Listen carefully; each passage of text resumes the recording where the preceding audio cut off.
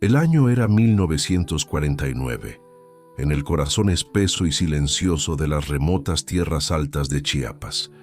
Sofía Alcántara, una mujer cuya vida había sido redefinida por la ausencia y la fortuna, percibió un sonido que nadie, en la vastedad de su propiedad, debería haber escuchado. No era el susurro del viento ni el aullido lejano, sino un lamento ahogado, un gemido infantil que se filtraba a través de la densa vegetación, portando la inconfundible resonancia de la desesperación humana. Sofía, viuda desde hacía 3 años, había buscado refugio en la inmensidad de su hacienda, un legado de su difunto esposo. Su vida, antes un torbellino de eventos sociales, se había ralentizado hasta convertirse en una existencia contemplativa, marcada por largas cabalgatas solitarias.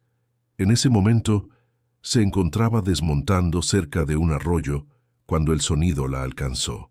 Dejó caer las riendas de su caballo y avanzó con cautela entre los arbustos. El gemido se repitió, más débil, guiándola hacia un rincón olvidado de su vasto dominio. El aire se volvió pesado, estancado, y un olor nauseabundo invadió sus sentidos. Una mezcla agria de humedad, óxido y el tufo inconfundible de la enfermedad. Entonces la vio, oculta entre un grupo de álamos secos y casi devorada por la hiedra silvestre, se alzaba una vieja cabaña de leñadores. Era una estructura olvidada, de madera podrida y láminas oxidadas, abandonada hacía más de una década. Las ventanas estaban rotas, las tablas del porche desprendidas. El llanto, ahora acompañado por una tos seca y ronca, venía de su interior. Sofía se detuvo, el corazón latiéndole con una fuerza inusual. Su primer instinto fue retroceder, regresar a la seguridad de su mansión. Pero el gemido infantil, tan frágil y desamparado, la ancló en el lugar. La imagen de la soledad y la vulnerabilidad extrema resonó con una parte de su propio luto, una conexión inesperada con el dolor ajeno. Antes de que Sofía dé el siguiente paso, te invito a que, si esta historia te está conmoviendo y te hace reflexionar sobre los límites de la compasión humana, le des un me gusta a este video y te suscribas al canal. Tu apoyo nos ayuda a seguir compartiendo estas narrativas que nos recuerdan la fuerza del espíritu humano en los momentos más oscuros. Tu suscripción es un acto de bondad que no espera recompensa. La decisión que Sofía tomó en los segundos siguientes no solo salvaría vidas, sino que desenterraría un secreto que las montañas de Chiapas habían guardado celosamente, un secreto de codicia y muerte. Lo que encontraría allí dentro la marcaría para siempre, demostrando que a veces el destino pone a prueba el alma de las formas más inesperadas. Sofía avanzó despacio, sus botas crujiendo sobre las hojas secas. Empujó la puerta de madera podrida. El rechinido que soltó fue un lamento agudo que pareció desgarrar el silencio del bosque. El olor interior la golpeó con la fuerza de un puñetazo, una peste a miseria humana, a fiebre y a miedo. Adentro, en la penumbra fétida, apenas iluminada por una rendija en el techo oxidado, yacía la escena que la dejó sin aliento. Sobre unos trapos sucios en el suelo, una joven no mucho mayor de 20 años, aunque su rostro demacrado la hacía parecer de más edad, agonizaba. Tenía la piel casi traslúcida, pegada a los huesos, y los labios rotos y secos por la fiebre. A su alrededor, acurrucados contra ella como pequeños guardianes aterrados, se encontraban 4 niños. El mayor, un niño de apenas 7 años, Miguel, la miraba fijamente, sin parpadear. Los otros 3, 2 niñas y un bebé que apenas gateaba, estaban sucios, con la ropa hecha jirones y el cabello apelmazado. Su delgadez era alarmante. La joven madre apenas si lograba tomar aire, su pecho subiendo y bajando con un esfuerzo doloroso que silbaba en la quietud. Giró la cabeza lentamente hacia la luz que entraba por la puerta abierta. Sus ojos, hundidos y vidriosos, intentaron enfocar a Sofía. Abrió la boca, y un susurro seco, apenas un soplo de aire, escapó de sus labios, una petición de agua, antes de que sus ojos se volvieran blancos y su cabeza cayera de lado, desmayada. Sofía sintió como el palo que había recogido del suelo se le resbalaba de las manos. Todo el miedo se evaporó, reemplazado por una punzada de compasión tan intensa que le quemó la garganta. Sin pensarlo dos veces, corrió de regreso a su caballo, y de allí a la seguridad de su mansión. El silencio del bosque ahora parecía acusador, y en su mente solo persistía la imagen de esos ojos infantiles, vacíos de esperanza. Regresó a los pocos minutos, no a caballo, sino en una de las camionetas de la hacienda, conducida por su capataz de confianza, Jorge. La camioneta iba cargada con cántaros de agua fresca, termos con atole de maíz caliente, varias mantas limpias, medicinas básicas y una canasta de provisiones. Jorge, con su habitual eficiencia, había preparado todo sin hacer preguntas. Los niños no se movieron hasta que Sofía les ofreció el atole.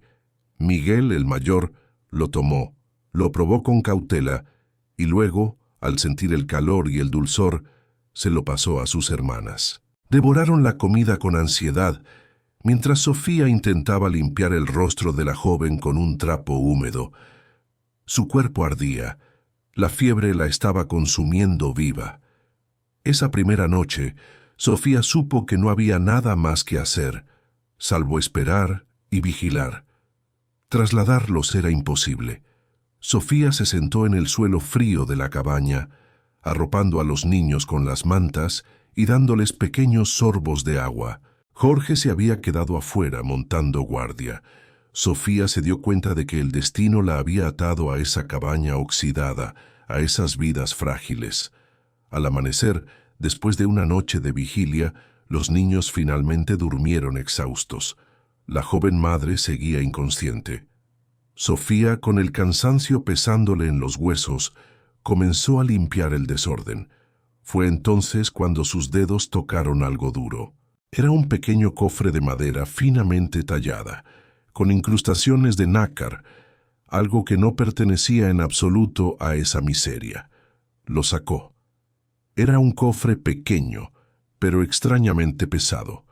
Al abrirlo, no encontró joyas ni dinero, sino un mecanismo roto y lleno de tierra seca. Debajo de la tierra encontró dos objetos, un anillo de esmeralda antiguo y un mechón de cabello rubio atado con un listón azul. Sofía sostuvo el anillo en la palma de su mano. Era frío, liso y pesado. El contraste entre la delicadeza de esa esmeralda y la miseria absoluta de la cabaña era un grito silencioso. Guardó la joya y el mechón de cabello de nuevo en el cofre y lo escondió bajo la misma colchoneta podrida, sintiendo que tocaba un secreto que aún no le pertenecía. Su prioridad inmediata no era el misterio, sino las vidas que pendían de un hilo. Durante 3 días, Sofía se convirtió en una sombra que iba y venía entre su lujosa mansión y la cabaña. Vació sus propias reservas, destinadas ahora a una causa urgente. La joven, cuyo nombre Sofía aún desconocía, emergía del delirio en breves y agónicos momentos de lucidez. Sus ojos se aclaraban de golpe, enfocando a Sofía con un terror puro. Ella susurraba que él los había dejado allí, que había prometido volver pero que había mentido. Insistía en que el patrón no debía saberlo, que sus hijos y un nombre, Ricardo, eran la clave. Luego su mirada se perdía de nuevo, hundiéndose en el pantano de la fiebre, dejando a Sofía con el eco de un nombre y más preguntas que respuestas.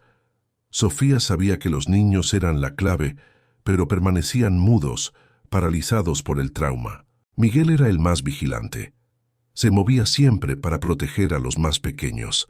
Al tercer día, Sofía le ofreció un trozo de piloncillo. El niño miró el dulce, luego a sus hermanos y finalmente a los ojos de Sofía. Su voz, ronca y extraña por el desuso, preguntó si ella también los dejaría allí. Sofía, con su propia voz sorprendentemente firme, le aseguró que no los dejaría.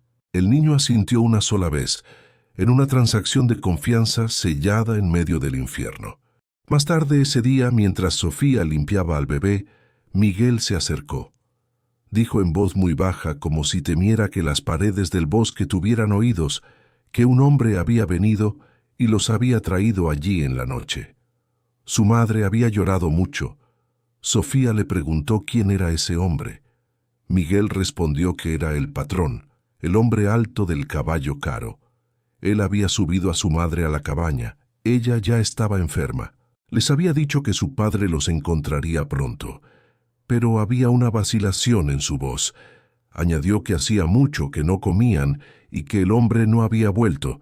Sofía sintió un escalofrío. Ella le preguntó dónde estaba su padre. Miguel negó lentamente y el terror volvió a sus ojos. Explicó que su padre se había quedado en la hacienda, que había habido una pelea, que el patrón gritaba mucho y su padre también. Luego todo había quedado muy callado. Hizo una pausa larga y lo que dijo a continuación le heló la sangre a Sofía. Su madre había llorado más fuerte cuando él había quemado la ropa de su padre afuera, en un viejo fogón. Olía feo. El patrón había dicho que era para que la fiebre no se pegara, pero la ropa tenía mucho rojo. Sofía se quedó completamente inmóvil. Rojo. Quemó la ropa. Esta ya no era una historia de abandono por enfermedad. La fiebre de Elena, como Miguel finalmente la llamó, era solo una parte de la tragedia. Había algo más profundo, algo podrido y violento. El hombre no los había traído a este lugar olvidado para protegerlos de una epidemia. Los había traído para esconderlos, o peor aún, para que desaparecieran. El aislamiento de esa cabaña se sintió menos como refugio y más como una tumba escogida deliberadamente. La condición de Elena empeoraba visiblemente. La fiebre no cedía. Necesitaba un médico, quinina, algo que solo se encontraría en la civilización. El único lugar con ayuda, la única hacienda en kilómetros a la redonda, era la del patrón, la de don Ricardo. Pero ¿cómo podía ir allí? Si lo que Miguel decía era cierto, ir a esa hacienda era buscar la muerte. Sofía estaba atrapada en un dilema imposible. Miró a los 4 niños, ahora dormidos. La rabia comenzó a reemplazar su compasión inicial, una rabia pura y fría hacia el hombre del caballo caro, el patrón que había desechado a una familia entera. Decidió que debía haber algo más en la cabaña. Empezó a buscar metódicamente. No había nada. Salió de la cabaña, frustrada. Caminó alrededor del perímetro y lo notó. Detrás de la cabaña, la tierra no estaba pareja. Estaba removida, pero no por animales. Era una fosa excavada y vuelta a llenar. Parecía demasiado pequeña para un hombre. Sofía sintió el sabor amargo del miedo subir por su garganta. Con el corazón en la boca regresó a la camioneta de Jorge y le pidió una pala de jardín. Sabía que lo que fuera que encontrara allí abajo cambiaría todo. Sofía regresó al montículo de tierra removida. Clavó la pala en la tierra. La superficie estaba compacta, pero unos centímetros más abajo, la tierra estaba suelta. Cada palada era un esfuerzo. Rezaba en silencio para no encontrar lo que más temía: un cuerpo pequeño. No tuvo que cavar mucho, quizás medio metro, cuando la pala golpeó algo con un sonido sordo y pesado. Era una maleta de cuero, vieja, ahora cubierta de moho verde y raíces. Estaba cerrada con gruesas hebillas de metal completamente oxidadas. Le costó trabajo sacarla del agujero. El cuero estaba podrido y tieso, pesaba mucho. La arrastró fuera de la fosa. Las hebillas estaban trabadas por el óxido. Tuvo que usar la punta de la pala como palanca, forzándolas hasta que el metal viejo se dio con un chasquido metálico. Con el corazón latiéndole en la garganta, Sofía levantó la tapa pesada. El olor que escapó fue nauseabundo, una mezcla de cuero podrido, moho concentrado y el inconfundible tufo cobrizo de la sangre vieja. Apartó la cara por un instante, dominada por las náuseas, pero se obligó a mirar. Lo que vio confirmó las palabras de Miguel y selló el destino de Ramón. La maleta no contenía dinero, contenía la evidencia de un crimen. Doblado bruscamente en la parte superior, yacía un uniforme de capataz. Era de tela gruesa, color caqui, pero estaba terriblemente manchado. Grandes parches de un color marrón oscuro, casi negro, cubrían el pecho y una de las mangas. Era sangre, sangre seca, tanta que debió empapar la tela en el momento de la herida. Era la ropa que Miguel vio, la que olía feo. Ricardo no había quemado toda la evidencia. Había quemado otra ropa para hacer creer a la familia que era por la fiebre, mientras enterraba allí la prueba real de la violencia. Este uniforme era la ropa que Ramón usaba el día que murió. Sofía sintió el hielo de la certeza recorrer su espalda. Ramón no se había ido. Ramón había sido asesinado. Debajo del uniforme había un objeto envuelto, cuidadosamente en un trozo de tela encerada. Con manos temblorosas, Sofía desenvolvió el paquete. Era un pequeño libro de contabilidad, de esos con la tapa de cuero gastada, que había sido utilizado claramente como un diario personal. Lo abrió. La caligrafía era clara, firme y masculina.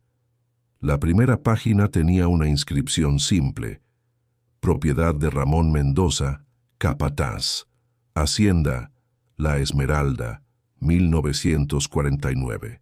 Sofía se sentó allí en el suelo frío del bosque, junto a la fosa abierta y la maleta podrida, sabiendo que tenía en sus manos la voz del hombre muerto y probablemente el motivo exacto de la tragedia. Comenzó a leer. Al principio, las anotaciones eran simples, pero entretejidas en las notas de trabajo había menciones constantes de Elena. Escribía sobre lo mucho que la amaba y su preocupación por la tos seca que ella desarrollaba, sus sueños de ahorrar para llevarla a la ciudad, a un médico de verdad. Entonces, hacía unas 6 semanas, la narrativa cambió abruptamente. El tono de Ramón se volvió cauteloso, luego confuso y finalmente temeroso. Don Ricardo le había ordenado mover el ganado del norte. Cuando fue a juntarlo, encontró marcas extrañas. Ramón detallaba las anomalías. Encontró al menos 10 becerros que no pertenecían a la hacienda, becerros que él reconocía como propiedad de la ganadería de Los Robles, una hacienda vecina. Pero lo peor fue lo que vio al día siguiente. Escondido entre los matorrales, vio a don Ricardo y a 2 jornaleros usando un hierro de marcar alterado, quemando la marca de Los Robles para sobreponer la suya. Estaba robando ganado. El diario lo detallaba todo. Don Ricardo había estado robando sistemáticamente a sus vecinos durante meses, culpando de las pérdidas a los supuestos bandoleros. Ramón estaba aterrado. «Él no sabe que lo sé», escribió Ramón, «pero necesito pruebas contundentes». Fue entonces que Sofía entendió el uniforme. La siguiente entrada describía cómo Ricardo, en su prisa por marcar un becerro robado, lo hirió torpemente con el hierro y la sangre del animal manchó a Ramón. Guardó ese uniforme como la prueba física. La última entrada del diario estaba fechada hacía poco más de 2 semanas. La caligrafía era apresurada. Elena está peor. La fiebre subió mucho anoche. Le pidió al patrón un adelanto para el médico de la ciudad. Se negó. Lo miró de una forma extraña, fría. Creía que sospechaba lo del ganado. Le preguntó por qué olía a humo cerca de su cabaña. Era él quemando unos trapos viejos, no el uniforme. Lo citó en el establo esa noche. Decía que reconsideraría el adelanto. La última frase heló a Sofía. Iba a llevar el anillo de esmeralda de su difunta esposa, el que le dio como garantía de silencio el mes pasado. Iba a exigir el dinero o diría la verdad. Que Dios protegiera a su familia. Sofía cerró el diario.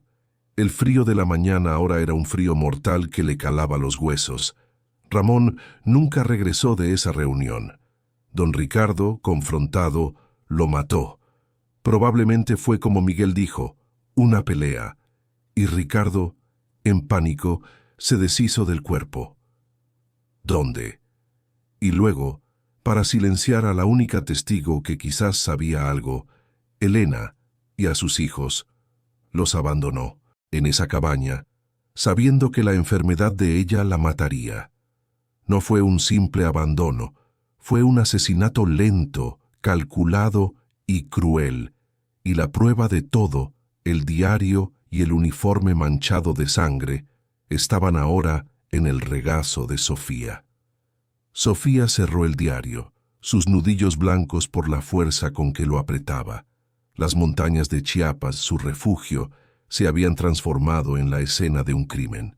Todo encajaba con una claridad aterradora. La fiebre de Elena no era la causa de su abandono, sino la herramienta perfecta para don Ricardo. La había dejado allí para que muriera. Era un plan de asesinato lento, deliberado y cobarde. Ramón fue asesinado por saber demasiado, y su familia estaba siendo borrada para enterrar el secreto junto a él. Levantó la mirada hacia la cabaña oxidada. A través de la puerta entreabierta podía oír la respiración superficial y rítmica de Elena. Era el sonido de una vida que se apagaba, y dentro Miguel, el niño de 7 años que había visto quemar la ropa ensangrentada de su padre, montaba guardia sobre sus hermanos, sin saber que su madre estaba muriendo por la mano de un asesino. Sofía sintió una oleada de rabia impotente. Tenía la verdad en sus manos, pero ¿de qué servía la verdad si estaba sola, a un día de camino de cualquier autoridad, enfrentándose a un hombre lo suficientemente poderoso como para matar y encubrirlo? Justo cuando ese pensamiento de desesperanza la golpeaba, un sonido diferente al de la montaña cortó el aire. Era el galope de un caballo. Un galope pesado, rítmico y seguro, el sonido de un animal caro y de un jinete que no tenía miedo de hacer ruido. Un jinete que cabalgaba con la arrogancia de quien se sabe dueño del terreno. El sonido venía por el mismo sendero oculto que llevaba a la cabaña. Su corazón dio un vuelco. No podía ser una coincidencia. Don Ricardo, quizás carcomido por una última pizca de conciencia, o más probablemente temiendo que la familia hubiera sobrevivido y hablado, venía a terminar el trabajo. El pánico se apoderó de Sofía. No había tiempo. Miró la fosa abierta, la maleta expuesta. Era una sentencia de muerte para ella si él la encontraba allí. Actuó con la velocidad que da el terror. Agarró el diario y el bulto rígido del uniforme ensangrentado y los metió bajo su rebozo, apretándolos contra su pecho. Con manos frenéticas, empezó a patear la tierra, suelta de vuelta al agujero tratando de cubrir la maleta, pero era inútil. El galope estaba peligrosamente cerca. Dejó la pala y la maleta medio descubierta. Corrió agachándose entre los árboles de vuelta al claro de la cabaña. Necesitaba estar allí cuando él llegara. Necesitaba interponerse. Llegó al claro justo a tiempo. El jinete emergió de entre los álamos, la figura alta recortada contra el sol de la mañana. Era exactamente como Miguel lo había descrito, un hombre imponente sobre un caballo negro y lustroso. Llevaba pantalones de cuero oscuro, una chaqueta fina y un sombrero de ala ancha. Tiró de las riendas con brusquedad y el caballo se encabritó ligeramente. Los ojos del hombre escanearon el claro. Vieron la cabaña, luego la figura solitaria de Sofía, y se entrecerraron con sorpresa y furia. No esperaba encontrar a nadie más allí. Don Ricardo desmontó, con un movimiento fluido y deliberado, sin quitarle la mirada de encima. Era un hombre acostumbrado al poder. Caminó hacia ella, sus botas caras aplastando las hojas secas. Sus ojos evaluaron la ropa fina de Sofía, y luego miraron con desdén la puerta de la cabaña. Cuando habló, su voz era un gruñido bajo, contenido. Él le preguntó quién era ella, la pregunta sonando más como una acusación. Sofía sintió el peso del diario contra sus costillas. Se plantó firmemente en el suelo, colocando su cuerpo menudo directamente entre el hombre y la puerta oxidada de la cabaña. Ella le dijo su nombre, Sofía Alcántara, y que vivía en la hacienda principal. Luego, reuniendo cada gramo de coraje que el diario de Ramón le había infundido, añadió mirándolo fijamente a los ojos que ella sabía lo que él había hecho. El rostro de don Ricardo parpadeó por una fracción de segundo. Fue un destello de conmoción pura, reemplazado instantáneamente por una risa cruel. Él se burló, dando un paso más cerca, preguntándole qué se suponía que había hecho. Afirmó que había dejado a la familia de su capataz en un lugar seguro mientras pasaba la fiebre y que había venido a traerles más provisiones. Pero sus ojos eran como los de un halcón, fríos, calculadores. Sofía replicó que él no había traído nada, que la comida se había acabado hacía más de una semana, que los había abandonado allí para que murieran. Su mano temblorosa señaló hacia la cabaña. Elena estaba agonizando. Los niños estaban muriendo de hambre.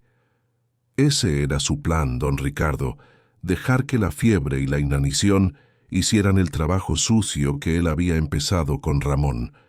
El nombre de Ramón quedó suspendido en el aire tenso entre ellos. La sonrisa fingida de Ricardo se desvaneció por completo.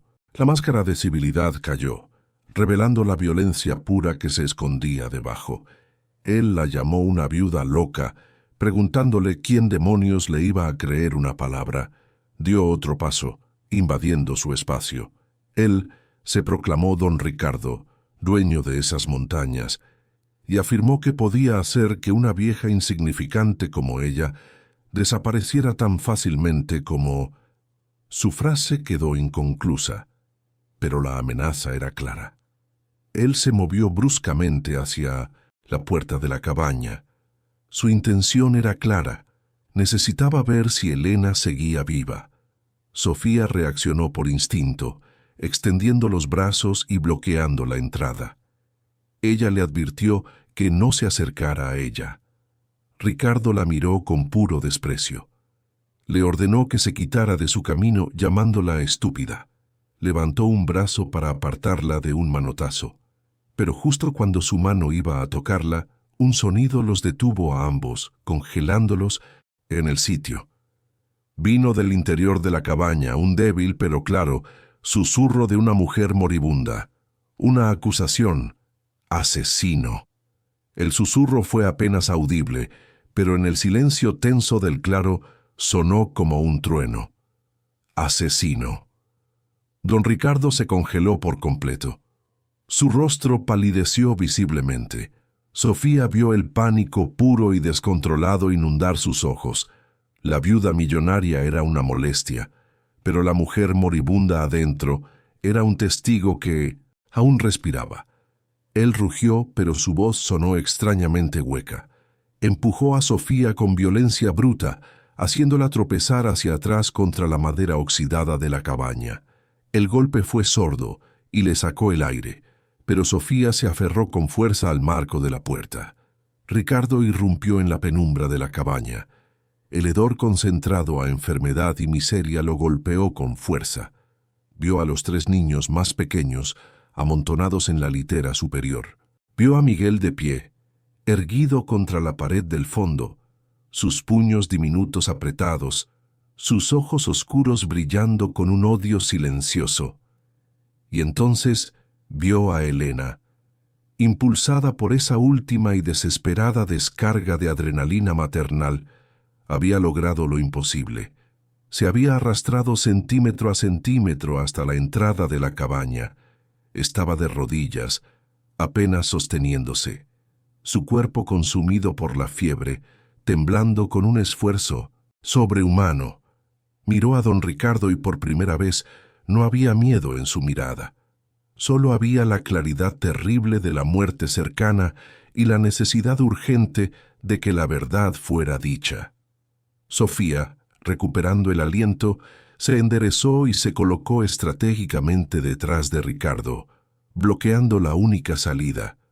Lo había atrapado entre ella y la verdad moribunda.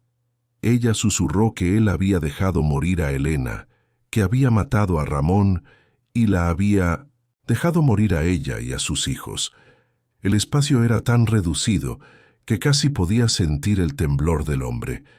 Ricardo intentó reír, pero el sonido que salió fue un graznido nervioso y quebrado. Él le dijo que no tenía pruebas, que eran los delirios de una mujer enferma. Pero antes de que pudiera terminar la frase, Elena levantó su mano temblorosa. Su puño sucio se abrió lentamente, revelando la palma de su mano. Allí, brillando con una luz pálida y lechosa en la penumbra, yacía el anillo de esmeralda antiguo. Era el mismo que Sofía había encontrado en el cofre de madera. Ella susurró que era de su esposa, su voz un estertor seco, pero cada palabra tan afilada y clara como un trozo de vidrio. Don Ricardo miró la esmeralda y todo el color abandonó su rostro. Retrocedió un paso instintivo, chocando contra Sofía. Él tartamudeó que ella no sabía nada. Elena continuó, su voz ganando una fuerza fantasmal, que él se lo había dado a su esposo para comprar su silencio, cuando Ramón había descubierto el robo del ganado. La verdad golpeó a Sofía con la fuerza de una revelación. El anillo no era solo un objeto de valor, era la garantía de la que hablaba el diario. Era el soborno, la pieza que faltaba, la que conectaba directamente a Ricardo con el encubrimiento que llevó al asesinato. Un hombre poderoso podría mentir sobre un diario, podría quemar un uniforme manchado, pero no podría negar ese anillo. El patrón miró de la esmeralda en la mano de Elena al rostro implacable de Sofía y luego a los ojos acusadores de Miguel. Estaba atrapado. Elena dijo que Ramón lo había guardado como garantía por si él les hacía daño.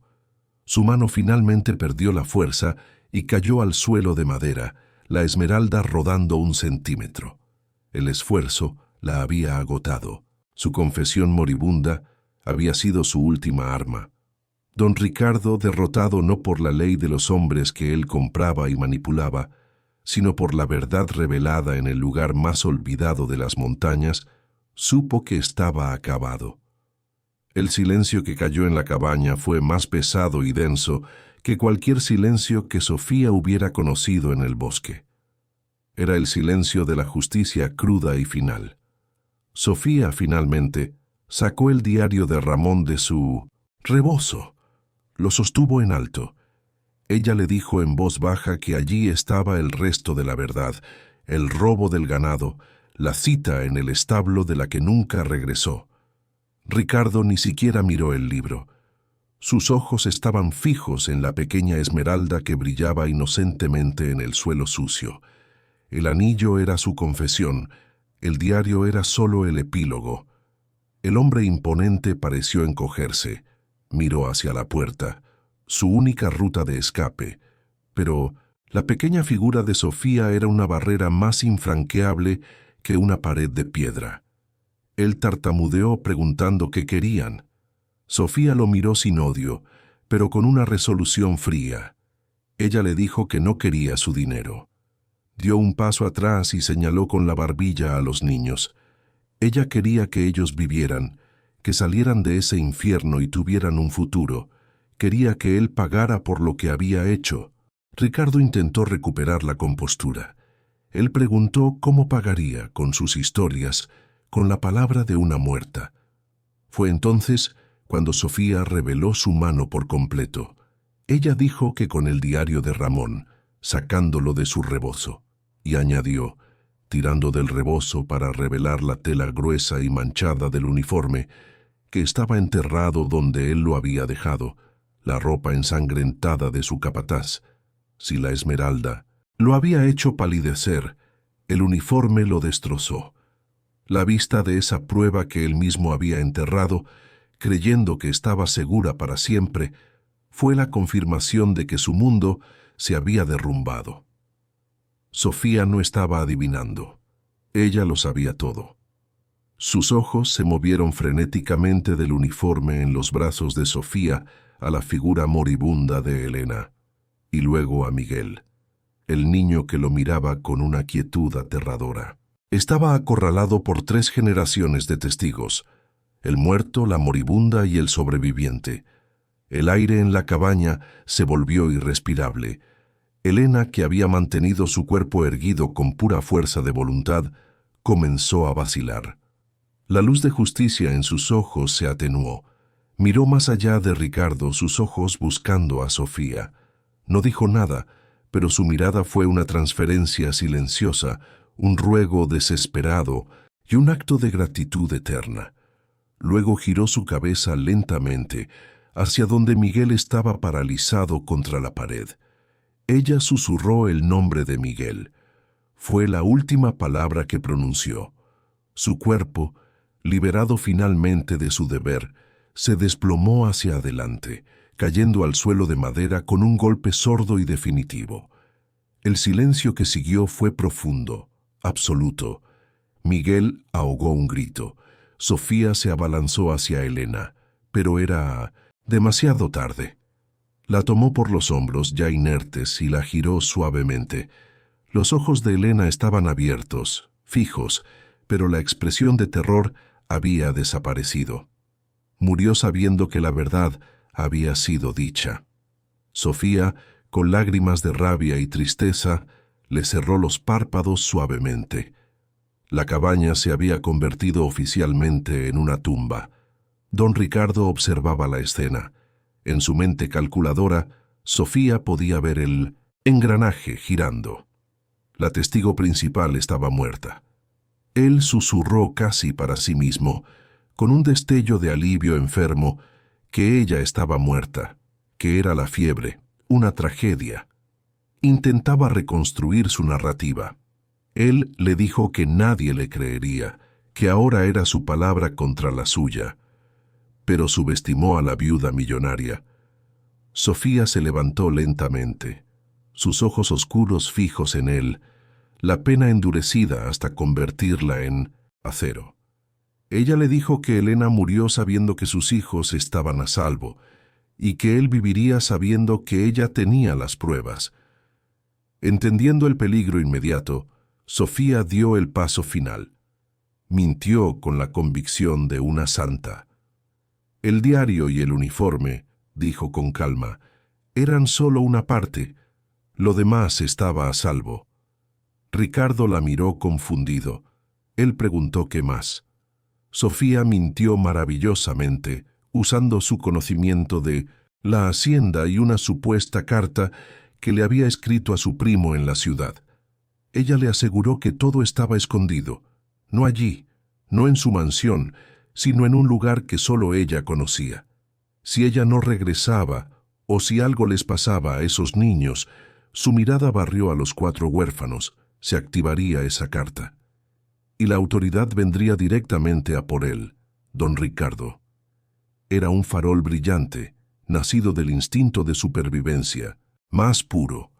No había carta, pero Ricardo no podía arriesgarse. La viuda millonaria, a quien había subestimado, de repente se convirtió en una estratega impredecible. La idea de que matara a Sofía y a los niños no enterraría el secreto, sino que lo detonaría, lo paralizó. Derrotado, miró una última vez el cuerpo de Elena en el suelo, la esmeralda brillando cerca de su mano inerte. Era el símbolo de su caída. Sin decir una palabra más, retrocedió, tropezando con sus propias botas caras al salir de la cabaña hacia la luz del sol. Montó el caballo negro y lustroso, pero ya no parecía imponente. Parecía un fugitivo. Galopó, desapareciendo entre los árboles, no con la confianza del dueño, sino con la velocidad desesperada del culpable. El sonido del galope se desvaneció, dejando a Sofía sola en el claro, con el silencio de las montañas cayendo, de nuevo, esta vez pesado como una lápida. La adrenalina que la había sostenido se disipó de golpe, dejándola temblando y exhausta. Miró hacia el interior de la cabaña. Ahora una escena de tragedia silenciosa. Los 3 niños más pequeños seguían en la litera, llorando en silencio. Y Miguel, el niño que había permanecido como una estatua de odio silencioso, finalmente se rompió. Dejó escapar un gemido bajo, un sonido animal, de dolor puro y final. Se deslizó por la pared y se arrastró lentamente hasta el cuerpo de su madre. La abrazó, enterrando su rostro en su cabello enmarañado. Sofía se quedó en el umbral, el diario de Ramón pesado como plomo en su mano, sabiendo que la confrontación había terminado, pero que su verdadera carga apenas comenzaba. El gemido de Miguel fue el ancla que trajo a Sofía de vuelta. El sonido bajo y desgarrado rompió el silencio que la muerte de Elena había dejado, y fue seguido por el llanto agudo del bebé y los sollozos asustados de las niñas. Sofía se giró, su cuerpo aún temblando. Vio al niño aferrado al cuerpo de su madre. En un instante, Sofía dejó de ser la estratega. Volvió a ser la viuda, la mujer que entendía el luto. Se arrodilló junto a Miguel, sin tocarlo al principio. El aire en la cabaña era irrespirable. «Sofía», le dijo suavemente que tenían que salir de allí. Ella le susurró que su madre ya no sentía dolor, que estaba en paz, pero que sus hermanos lo necesitaban. Apeló al único instinto que le quedaba al niño, el de protector. Funcionó. Miguel levantó lentamente la cabeza y miró a sus hermanas. Asintió una sola vez. Sacar a los niños fue la primera prioridad. Sofía bajó a las 2 niñas, envolviéndolas en mantas. Luego tomó al bebé. Llevó a los 3 niños afuera, al claro. Los sentó sobre un tronco seco. Ella llamó a Miguel. El niño salió tropezando. Ella le pidió que los cuidara, que no miraran hacia la cabaña. El niño, asumiendo su papel de adulto forzado, se sentó y abrazó a sus 3 hermanos. Sofía regresó a la cabaña. No podía dejar a Elena así. Buscó la pala. Con un esfuerzo que le tensó cada músculo, comenzó a cavar una tumba nueva, no muy lejos de la cabaña, bajo la sombra de un gran pino. Cavó durante casi 1 hora, sus manos ampollándose, el sudor mezclándose con las lágrimas silenciosas que corrían por su rostro. Cuando la fosa fue lo suficientemente profunda, regresó a la cabaña. Encontró el pequeño anillo de esmeralda en el suelo sucio y lo guardó en su bolsillo. Luego buscó el cofre de madera y sacó el mechón de cabello rubio. Con una ternura infinita, ató el mechón al cabello oscuro de Elena. Después, usando la manta más limpia, envolvió el cuerpo frágil de la joven.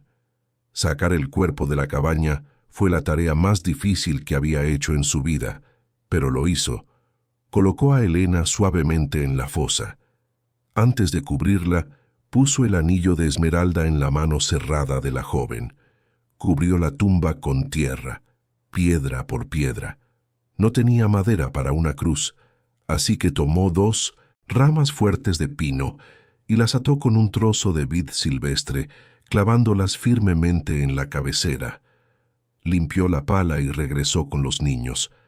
Estaban acurrucados, dormidos de agotamiento, excepto Miguel, que la observaba con ojos viejos. Sofía le dijo que ya estaba, que su mamá estaba descansando. Ahora irían a casa. La procesión de regreso a la mansión fue un viaje silencioso. Sofía cargaba al bebé y la maleta con el cientos uniforme y el diario. Miguel, con una determinación sombría, sostenía la mano de una de sus hermanas mientras Sofía guiaba a la otra. Dejaron atrás la cabaña oxidada, un monumento de madera a la codicia humana. El bosque ya no se sentía como el refugio solitario de Sofía. Ahora estaba lleno de secretos oscuros, de tumbas sin nombre y de la presencia de un asesino que seguía libre. Cuando llegaron a su mansión, el sol comenzaba a bajar.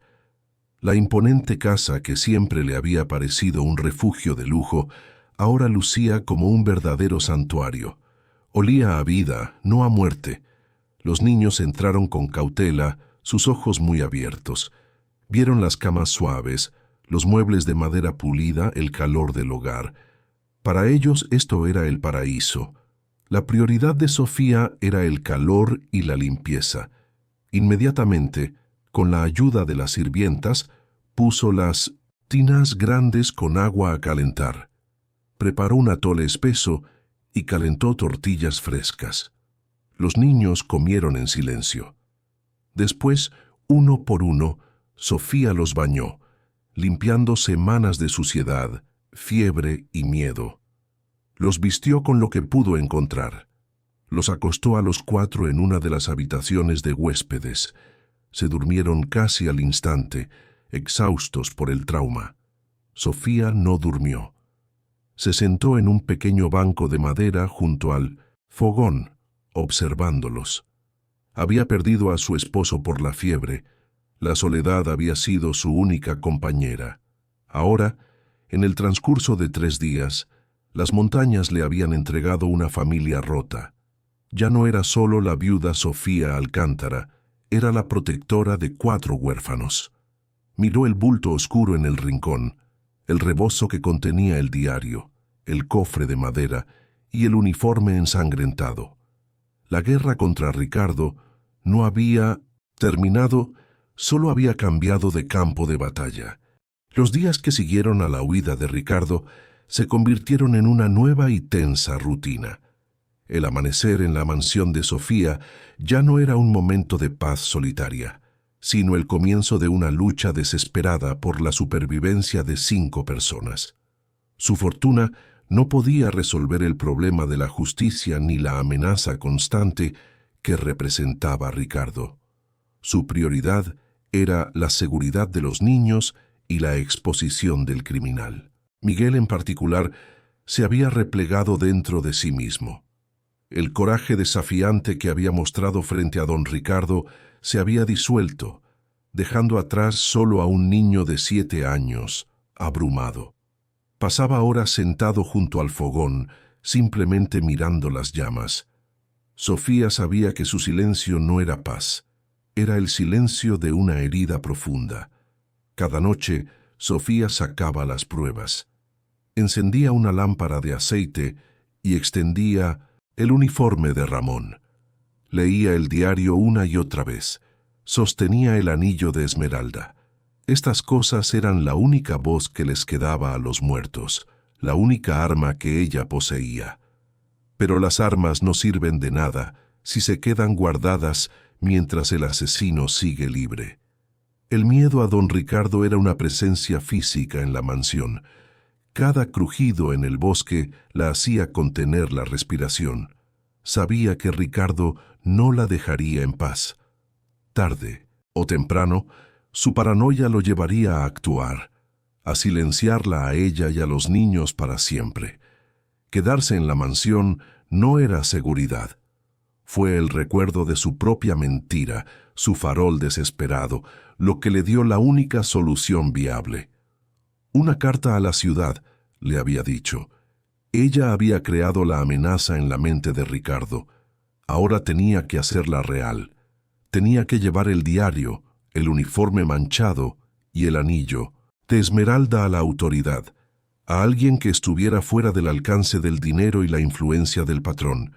Tenía que ser la capital del estado, Tuxtla Gutiérrez, un viaje de varios días a caballo, un trayecto peligroso.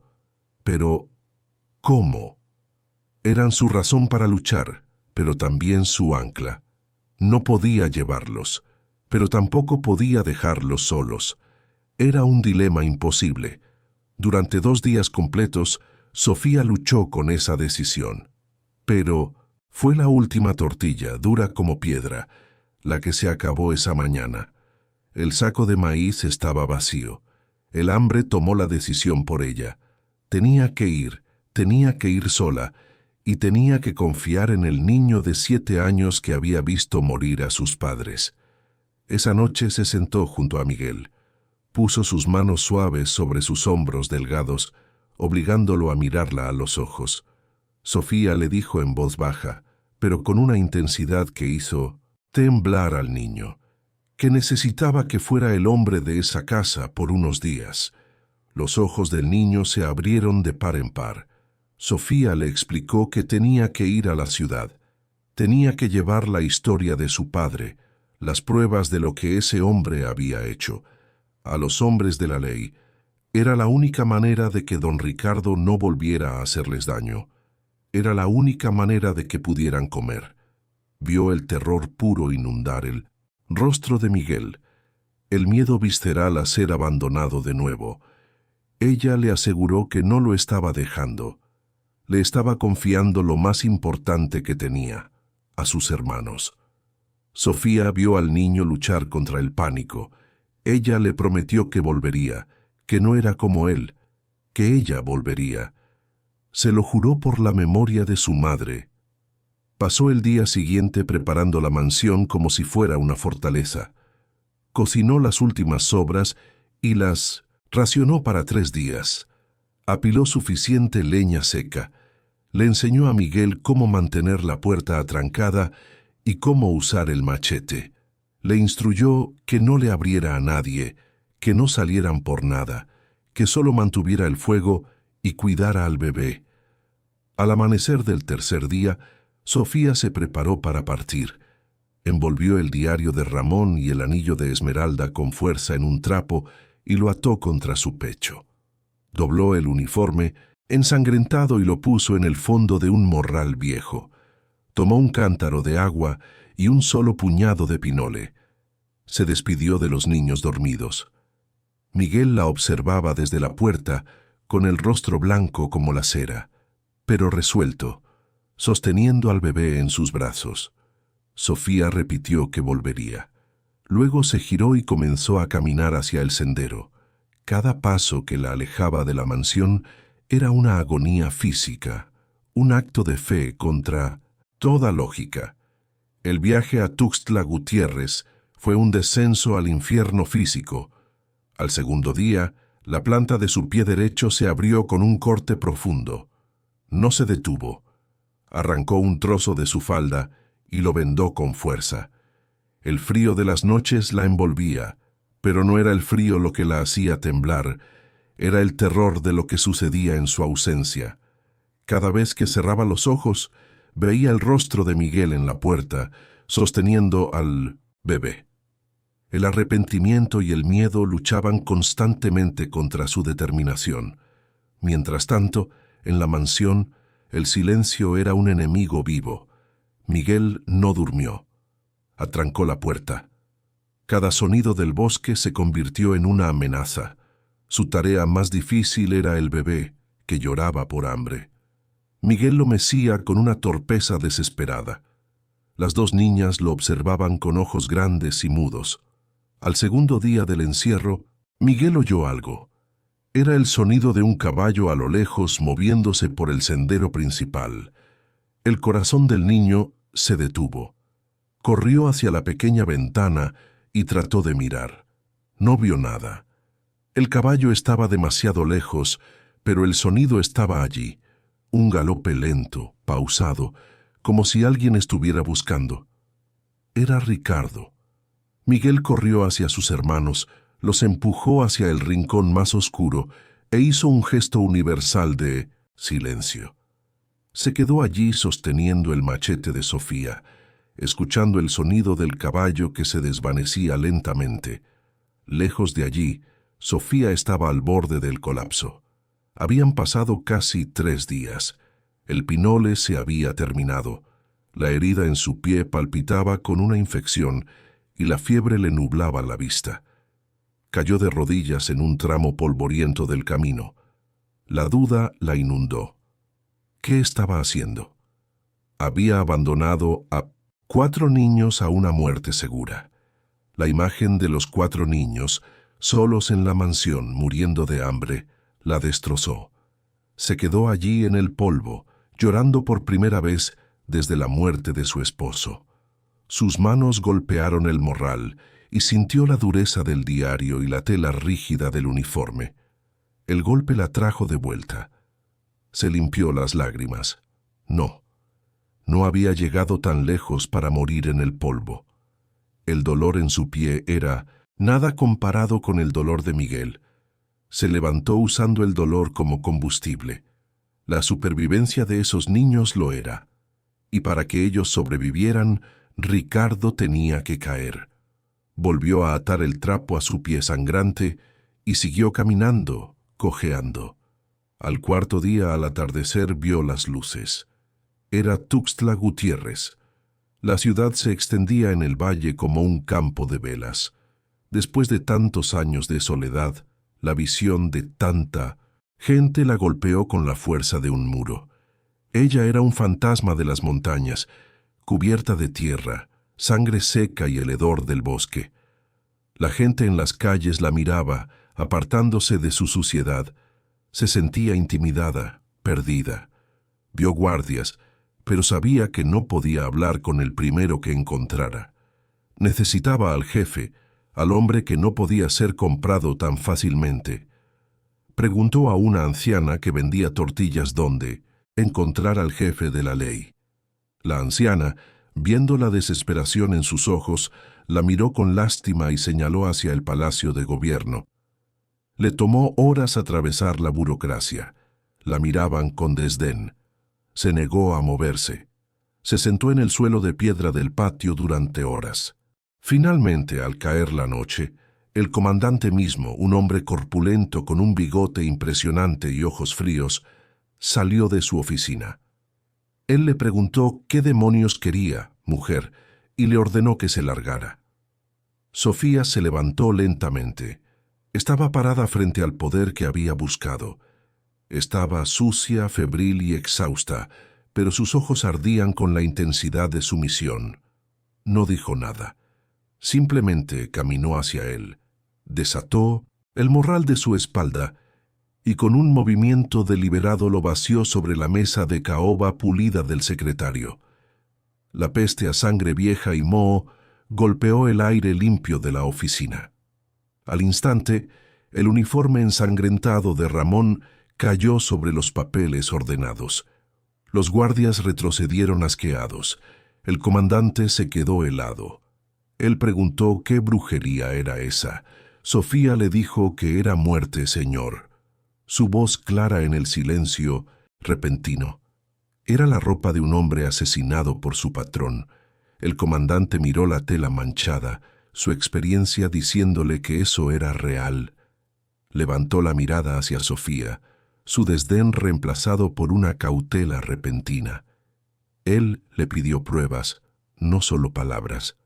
Con un movimiento lento, Sofía extendió su mano temblorosa y colocó el pequeño diario de cuero gastado directamente sobre la mancha de sangre del uniforme. Ella le dijo, su voz resonando con la autoridad de los muertos, que allí estaba la voz del hombre que lo usaba y decía con su propia letra el nombre de quien lo mató. El comandante agarró el diario y lo abrió. Sus ojos se movieron rápidamente sobre las páginas, su rostro endureciéndose. Vio las anotaciones del ganado, la mención del hierro de marcar alterado, el nombre de la ganadería de los Robles y luego el nombre de don Ricardo. El comandante levantó la vista del diario hacia el uniforme ensangrentado. No había duda. Esto no era una superstición de viejas, era la evidencia cruda y metódica de un robo y un asesinato. Él le preguntó dónde estaban los niños ahora. Su voz ya no era de burla, sino un instrumento afilado. Él le preguntó cuándo se había ido, cuánta comida había dejado, si el asesino estaba enterado de que se había ido. Sofía, temblando de fiebre y agotamiento, respondió a cada pregunta con una precisión desesperada. Contó la mentira de la carta en la ciudad, pero fue su última respuesta la que finalmente rompió la fachada militar del comandante. Ella le dijo que estaban solos, señor, su voz quebrándose por primera vez. Estaban solos desde hacía 4 días, con una tranca en la puerta y el fantasma de ese hombre rondando. Había venido allí porque se le había acabado el maíz. El comandante la miró fijamente por un largo segundo, asimilando la enormidad de la apuesta de esa mujer. Había dejado a 4 niños huérfanos solos en las montañas para caminar durante 4 días con un pie infectado, cargando la ropa ensangrentada de un muerto para buscar una justicia que probablemente no existía. Era la apuesta más loca que había visto en su vida, y había funcionado. Gritó una orden que hizo eco en el patio de piedra. «Sargento, prepare a 10 hombres, los mejores caballos, raciones para una semana y traiga al doctor de la guarnición». Ahora se volvió hacia Sofía. Él le dijo que no se movería de allí hasta que el doctor la revisara y comiera. Ella era su testigo viuda, y la necesitaba viva para colgar a ese bastardo. Le trajeron un jarro de agua limpia, un plato de frijoles calientes y pan duro. Sofía devoró la comida con la urgencia de un animal hambriento, mientras un médico militar limpiaba y vendaba su pie herido. Apenas sintió el ardor del alcohol. Su mente solo podía procesar una cosa. Los soldados se movían, las sillas de montar crujían, los rifles eran revisados. Ya no estaba sola. La carga insoportable que había llevado se transfirió de sus hombros cansados al poder del Estado. Se sentó en el banco de piedra rodeada por la actividad febril de los rurales y por primera vez en días permitió que el agotamiento la venciera. El viaje de regreso fue una pesadilla febril. Sofía iba montada en una mula terca, su cuerpo entero temblando por la infección. El comandante iba al frente con 8 de sus rurales armados hasta los dientes. Avanzaban a un ritmo implacable. Sofía se aferraba a la silla, su mente yendo y viniendo entre la realidad del dolor y las visiones de la mansión. ¿Y si Ricardo había ido?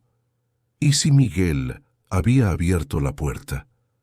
El sonido de una docena de cascos golpeando la piedra de las montañas era el único consuelo. Llegaron a la cañada justo cuando el cielo gris comenzaba a clarear. Al amanecer del 6º día, el aire estaba mortalmente quieto. Sofía se deslizó de la mula, cayendo sobre su pie malo y ahogando un grito de dolor. Corrió cojeando desesperadamente hacia la mansión.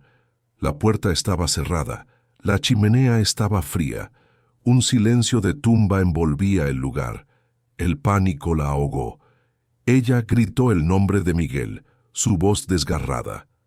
«Miguel, era ella, Sofía, que abriera». Golpeó la madera con sus puños ensangrentados. Por un momento no hubo respuesta. Luego, el sonido más dulce que jamás había oído, el ruido sordo de la pesada tranca de madera deslizándose. La puerta se abrió unos centímetros. Un ojo oscuro y aterrorizado la espió. Sofía sollozó que era ella. La puerta se abrió del todo. Miguel estaba allí de pie, pálido como un fantasma. Olía a miedo y a humo frío. Detrás de él, las 2 niñas y el bebé estaban amontonados en la cama, bajo todas las mantas. La mansión estaba helada. El fuego se había apagado hacía al menos un día. La última jícara de frijoles estaba raspada y limpia en el suelo, pero estaban vivos, estaban todos vivos. Sofía cayó de rodillas en el umbral y Miguel se derrumbó sobre ella.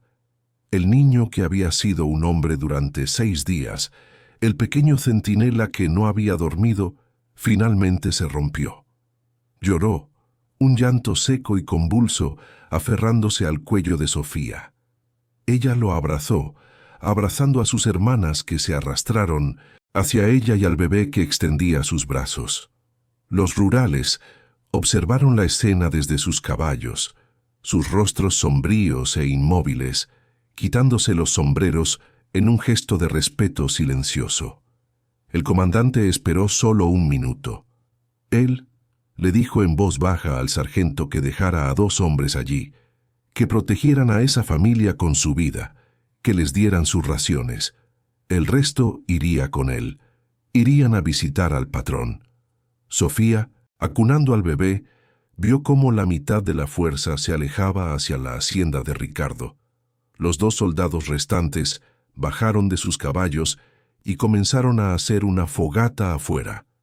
Miguel, finalmente seguro, se durmió en el regazo de Sofía en cuestión de segundos, su mano todavía agarrando el borde de la camisa de ella, su deber terminado. La llegada de los rurales a la hacienda La Esmeralda no fue una visita, fue una invasión. Irrumpieron en el patio principal al galope. Don Ricardo salió de la casa grande, una taza de café en la mano, su rostro hinchado por el sueño y la arrogancia.